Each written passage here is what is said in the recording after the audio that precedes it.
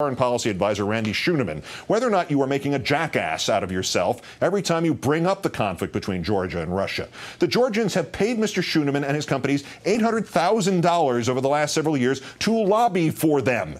It is pretty clear the Georgians have bought Mr. Schooneman, and Senator McCain, it sure as hell looks like the Georgians thought they had bought you. When you had the tastelessness to paraphrase the rallying cry of 9/11 and say that we are now all Georgians, that nation's president called you out.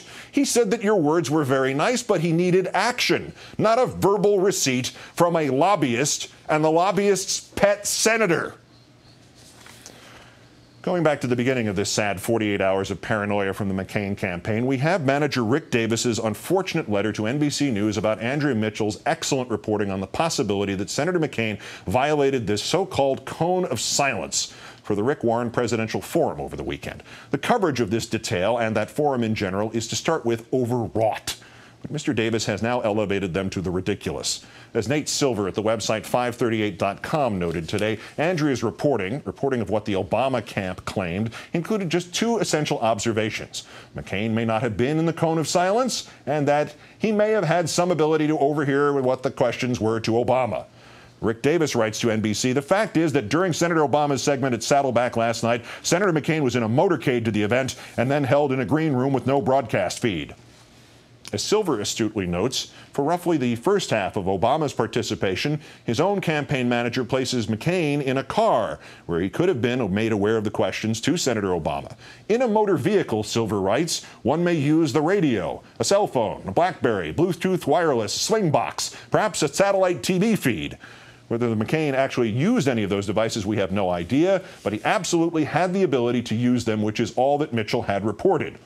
Silver also tripped over Mr. Davis's strange observation that for roughly the second half of Obama's participation, his own campaign places McCain, quote, in a green room with no broadcast feed. Not a green room without cell service or the internet, nor without a closed circuit feed, nor for that matter, without a guy running back from the audience with notes written in crayon. Rick Davis's argument is, in short, illegitimate. It is an attempt to pick a fight with the media over the journalistic equivalent of chewing gum in class. This is irresponsible journalism and sadly indicative of the level of objectivity we have witnessed at NBC News this election cycle, he writes. We are concerned that your news division is following MSNBC's lead in abandoning nonpartisan coverage of the presidential race. We would like to request a meeting with you as soon as possible to discuss our deep concerns about the news standards and level of objectivity at NBC.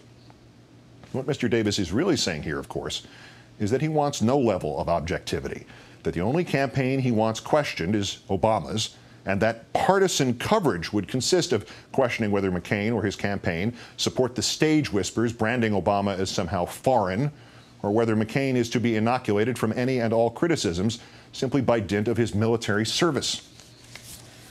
Senator McCain, did you pay any attention to the Democratic primaries? Did you notice the hair-pulling frenzy of some of Senator Clinton's supporters who could not face the possibility that her loss might have been her fault or theirs, and thus it must be ours? Do you remember the apoplexy of a washed-up Republican operative named Ed Gillespie writing a furious letter to NBC on behalf of President Bush? Mr. Bush's support has since dropped, and Senator Clinton's supporters have now relocated themselves to such a degree that her 18 million voices first recounted themselves as 2 million and then were unable to get even 250 people to show up for their meeting.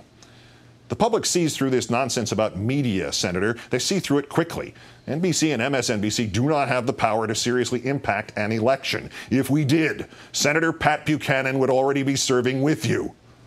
Besides which, Senator, who in your camp thought it was a good idea to take a shot at NBC and MSNBC during the Olympics on NBC and MSNBC? During the Olympics, Senator McCain, on which you have already run millions of dollars worth of McCain campaign commercials on NBC and MSNBC.